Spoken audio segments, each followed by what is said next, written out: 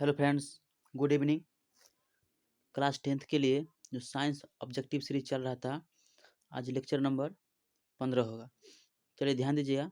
पहला प्रश्न है कि पवन विद्युत जनित्र में पवन की चाल कम से कम कितनी होनी चाहिए। तो पवन विद्युत जनित्र में पवन की चाल जो होती है वह 15 किलोमीटर प्रति घंटा होनी चाहिए। कम से कम कितनी होनी चाहिए? 15 किलोमीटर प्रति घंटा होना चाहिए। ऑप्शन नंबर ए हो जाएगा आपका। ठीक है, चलिए आप प्रश्न संख्या 2 पे। प्रश्न संख्या 2 है कि सौर सेल में उपयोग होता है। सौर सेल में किसका उपयोग किया जाता है? प्लास्टिक का, सिलिकॉन का, यूरेनियम का और प्लूटोनियम का। तो सौर सेल में जो उपयोग किया जाता है वह सिलिकॉन का उपयोग किया जाता है। किसका उपयोग किया जाता है? सिलिकॉन का। ऑप्शन नंबर बी हो जाएगा। नेक्स्ट नंबर प्रश्न, चलिए अब चलिए प्रश्न संख्या 3 है, निम्न में से उत्तम ऊर्जा का स्रोत कौन है? ठीक है, उत्तम ऊर्जा का स्रोत बोला गया है। तो उत्तम ऊर्जा का स्रोत जो होगा वह आपका पेट्रोलियम हो जाएगा। कौन सा हो जाएगा? पेट्रोलियम। यह उत्तम ऊर्जा का स्रोत है। उत्तम का मतलब है जिसमें से प्रकाश ज्यादा दे, ठीक है, और प्रदूषण कम निकले। तो पेट्रोलियम आपका हो जाएगा उत्तम ऊर्जा का स्रोत। प्रश्न संख्या अब 4, ध्यान दीजिए। प्रश्न संख्या 4 है, निम्न में से कौन जैव मात्रा ऊर्जा स्रोत उदाहरण नहीं है? निम्न में से कौन जैव मात्रा ऊर्जा स्रोत उदाहरण नहीं है? चलिए ध्यान दीजिए। लकड़ी तो उदाहरण है, गोबर गैस भी उदाहरण है और कोयला भी है। आपका कौन सा उदाहरण नहीं है? तो ऑप्शन नंबर सी आपका आंसर हो जाएगा।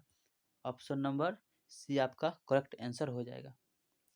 अब चलिए प्रश्न संख्या 4 पर, 5 होगा अब। कह रहा है प्रश्न संख्या 5 में कौन ऊर्जा का नवीकरणीय स्रोत है? ऊर्जा का नवीकरणीय स्रोत।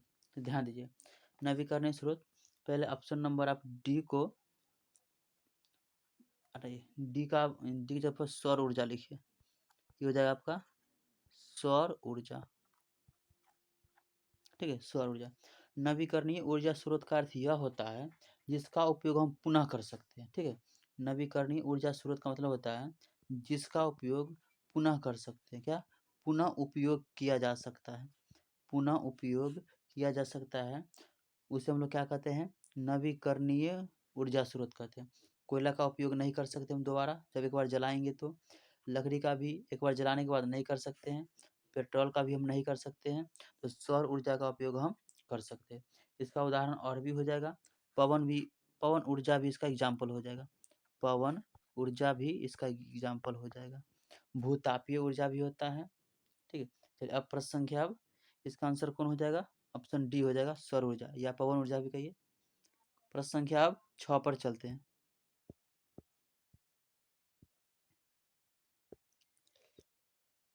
चलिए प्रश्न संख्या 6 है, कह रहा है जीवाश्म ईंधन की ऊर्जा का वास्तविक स्रोत है।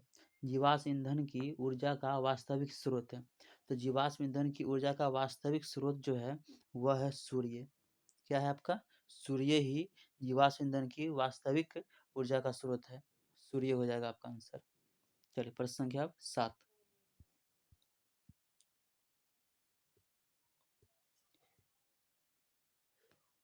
सात है, कौन नवीकरणीय ऊर्जा स्रोत का उदाहरण है? कौन नवीकरणीय ऊर्जा स्रोत का उदाहरण है? तो नवीकरणीय ऊर्जा स्रोत का जो उदाहरण है आपका हो जाएगा बायोमास संयंत्र। ऑप्शन नंबर डी, बायोमास संयंत्र। चलिए प्रश्न संख्या अब 8।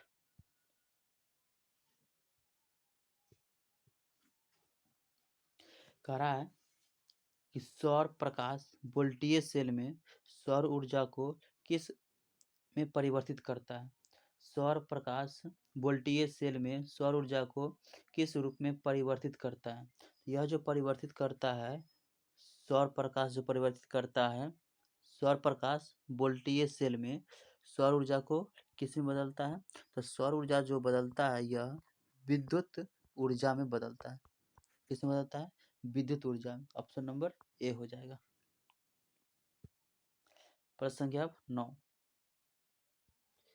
कह रहा है कि जल विद्युत संयंत्र किस ऊर्जा को विद्युत ऊर्जा में रूपांतरित करता है। जल विद्युत संयंत्र किस ऊर्जा को विद्युत ऊर्जा में रूपांतरित करता है। यह जो होता है नाभिकीय ऊर्जा को परिवर्तित करता है। किसमें को? नाभिकीय ऊर्जा को।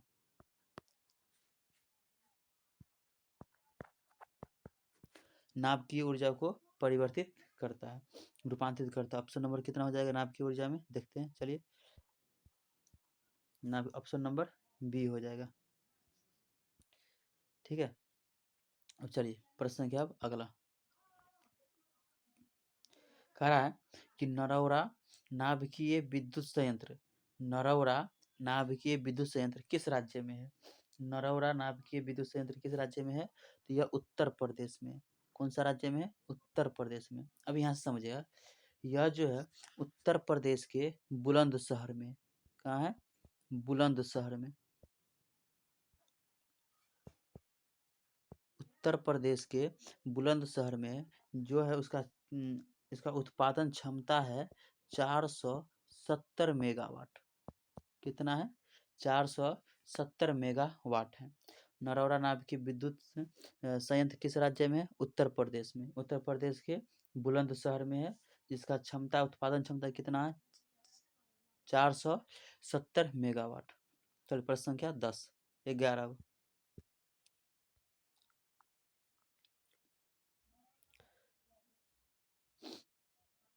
11वां प्रश्न है, ग्लोबल वार्मिंग के लिए निम्न में से कौन सा गैस उत्तरदायी होता है।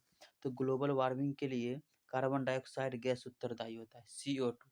कौन सा होता है? कार्बन डाइऑक्साइड गैस CO2 उत्तरदायी होता है। ठीक है, अब चलिए प्रश्न संख्या अब 12 नाभिकीय संलयन से ऊर्जा प्राप्त करने के लिए किसी ईंधन का उपयोग किया जाता है। किस ईंधन का उपयोग किया जाता है? किस ईंधन का उपयोग किया जाता है? नाभिकीय संलयन में ऊर्जा प्राप्त करने के लिए किस ईंधन का प्रयोग करते हैं? तो इसका उपयोग करते हैं, चलो ऑप्शन देखते हैं क्या होगा। तो ये हो जाएगा आपका ऑप्शन डी, हाइड्रोजन गैस का उपयोग करते हैं।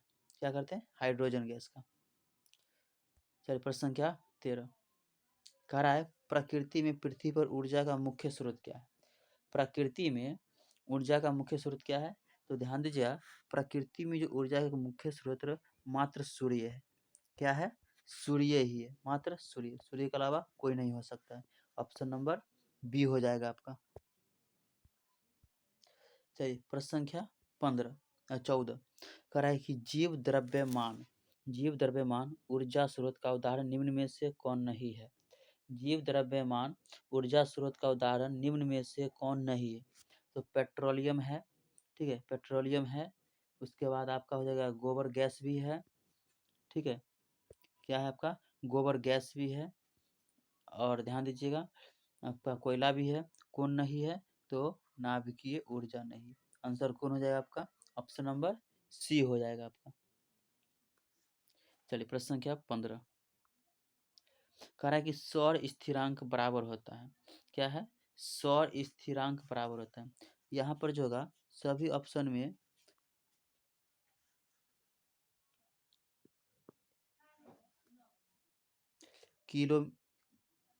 किलोमीटर प्रति घंटा होगा।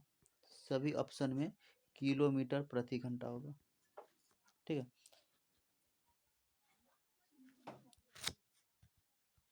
सभी ऑप्शन में क्या हो जाएगा? किलोमीटर प्रति घंटा हो जाएगा आपका।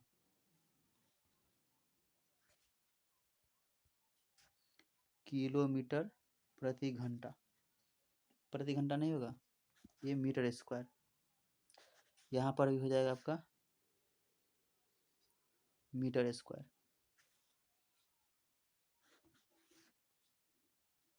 चार ऑप्शन में क्या हो जाएगा? किलोमीटर प्रति मीटर स्क्वायर हो जाएगा। किलोमीटर, एक मिनट रुकिए।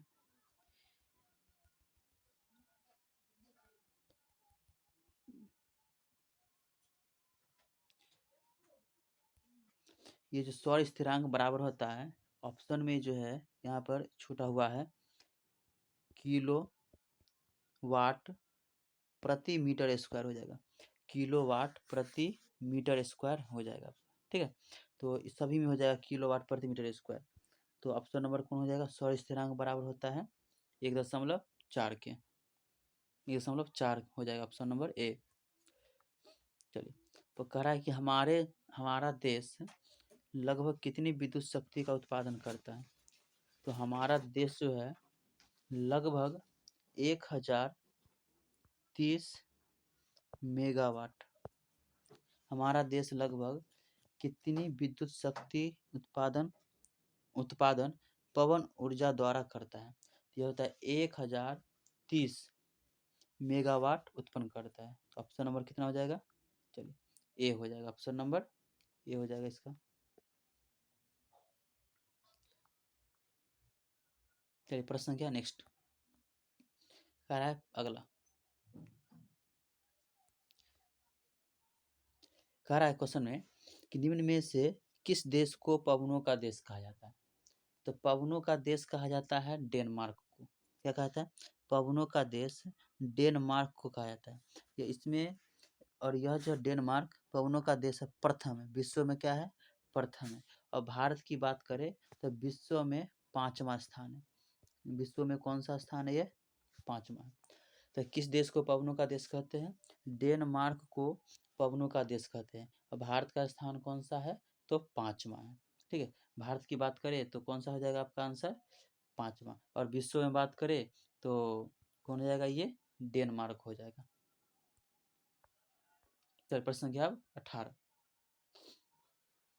निम्न में से किसका उपयोग खाना बनाने वाले ईंधन के रूप में नहीं किया जाता है। तो खाना बनाने वाले, पहले समझिए, तो खाना कोयला से बनाया जाता है, बायोगैस से भी बनाया जाता है, एलपीजी गैस से भी बनाया जाता है, ठीक है। तो किससे नहीं बनाया जाता है, सीएनजी से नहीं बनाया जाता है। ऑप्शन नंबर ए सही हो जाएगा आपका, क्या हो जाएगा, ऑप्शन नंबर ए सही, सीएनजी से खाना नहीं बनाया जाता है। सीएनजी का पूरा नाम होता है कॉम्प्रेस्ड नेचुरल गैस, और एलपीजी का पूरा नाम होता है लिक्विफाइड पेट्रोलियम गैस। चलिए ध्यान दें, प्रश्न क्या 19 कह रहा है, ऊर्जा का ऐसा मात्रक क्या है। ऊर्जा का ऐसा मात्रक होता है, ऊर्जा का ऐसा मात्रक होता है कैलोरी।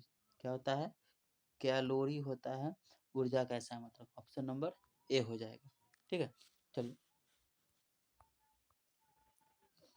प्रश्न संख्या 20 कह रहा है कि सोलर कुकर में प्रयुक्त बर्तन प्रायः निम्न में से किस रंग से पेंट किया जाता है।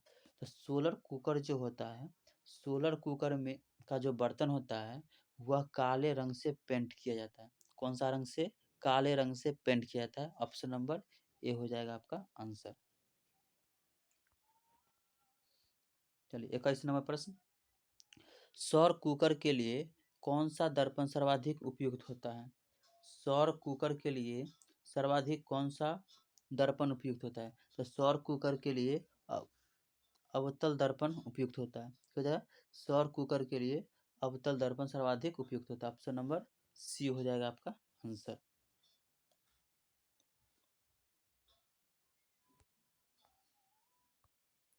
22 नंबर प्रश्न देखिए, कह रहे नाभिकीय ऊर्जा प्राप्त करने हेतु आवश्यक क्या है। नाभिकीय ऊर्जा प्राप्त करने हेतु आवश्यक क्या है।